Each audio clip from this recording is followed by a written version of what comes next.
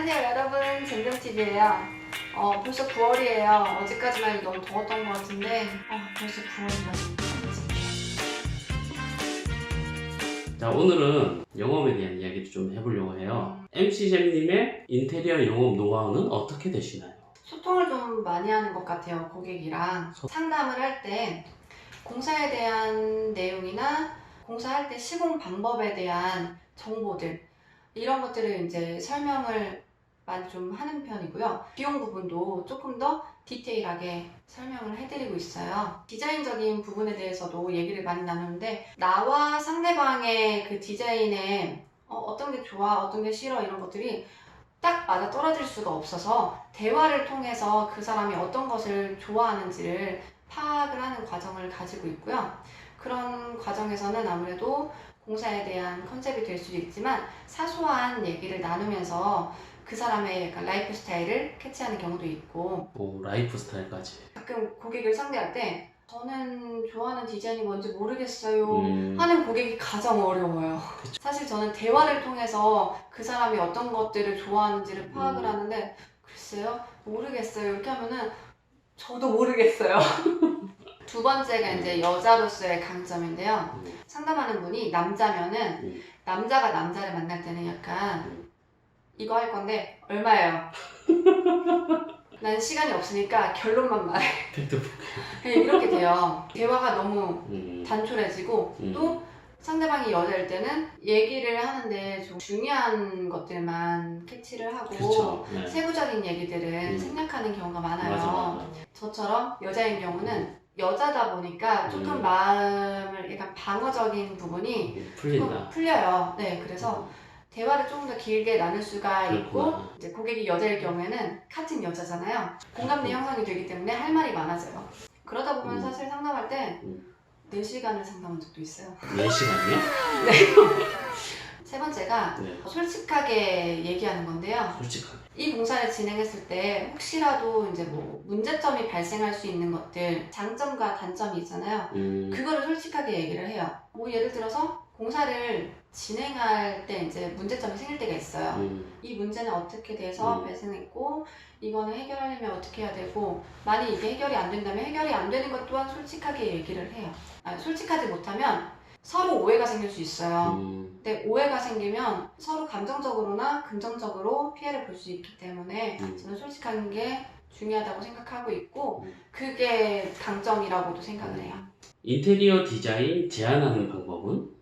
다시 물어봐줘. 다시 갈게요. 인테리어 디자인 제안하는 방법은? 1차적으로 고객하고 이제 공사에 대한 내용을 미팅을 나누고요. 사무실에서 이제 도면을 하고 그 설계에 대한 바탕으로 견적서를 작성을 해서 고객에게 보내드려요. 그걸 받으신 다음에 뭐 수정할 부분이나 아니면 뭐 변경됐으면 하는 부분들을 그 과정을 거쳐서 공사를 할지 안 할지 그 여부를 결정하게 되죠. 공사를 한다면 두 번째로 이제 세부적인 디자인 상담을 진행을 해요. 마감재가 결정되기도 하고 컬러, 뭐 모양이나 세부적인 부분들 이런 것들이 어느 정도 결정이 되면 3D로 모델링 작업을 해서 고객에게 전달해드리고 있어요. 그러면 3D까지 컨펌이 끝났으면 그 이후에는 따로 설계 디자인을 안 하나요?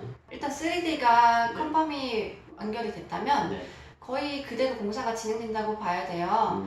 그런데 사실 열의 아홉은 조금씩 변경이 되긴 하더라고요. 인테리어 마케팅 방법은 어떻게 되시나요? 마케팅 자체가 그냥 사무실에 앉아있다고 해서 이렇게 전화로 연락이 오거나 하는 건 아니거든요. 인터넷이 얼마나 이렇게 블로그도 있고 SNS도 있고 그다음에 저희처럼 이렇게 유튜브를 활용하는 방법도 있고요. 일회성이 아니기 때문에 이게 쌓이면 아무래도 마케팅 효과를 톡톡히 볼 수가 있거든요. 그래서 혹시라도 지금 인테리어 쪽으로 창업을 하거나 계획하시는 분들은 이런 것들에 대해서 나를 알리는 수단이라고 생각을 하고, 나를 알려야 이제 고객들이 연락이 오죠. 그 다음으로는 이제 공사를 할 때 고객 관리가 되는데요. 어려운 게 아니에요. 내가 하는 공사를 최선을 다해서 하는 거예요. 그렇다면 그 공사를 통해서 고객이 인테리어 업체 자체를 이제 좋은 인상을 갖게 된다면 주변 지인들에게 여기 괜찮더라 이렇게 소개를 시켜줄 수도 있고 2차 공사가, 2차 계약이 이루어질 수가 있어요. 내가 마케팅을 하지 않았는데도 2차 계약이 이루어진다면 얼마나 좋은 마케팅이에요, 이것이. 그게 첫 번째네요. 네, 그렇기 때문에 고객 관리는 일단 최우선시라고 생각을 하고 있어요. 여기까지 인테리어 영업 노하우에 대해서 얘기를 드렸고요. 분명한 거는 업체는 공사에 대한 돈을 받았기 때문에 고객에게 공사에 대한 의무를 다할 필요가 있고, 반대로 고객은 본인이 요청한 것에 대한 대가를 업체에게 지불할 의무가 있어요. 그렇죠. 이런 과정에 대해서 서로 잘잘못을 따지거나 책임을 전가하는 건 서로 정신적으로나 금전적으로나 피해를 입는 거라고 생각해요. 제가 생각하는 영업의 노하우는 알아서 공사도 정말로 최선을 다해서 척척척 진행하면 그거에 대한 대가로 신뢰감을 얻는 고객들이 찾아온다고 생각을 하거든요. 어쨌든 저는 영업 노하우는 그게 가장 중요한 거라고 생각을 하고 있어요. 영상이 재밌게 보셨나요? 재밌게 보셨다면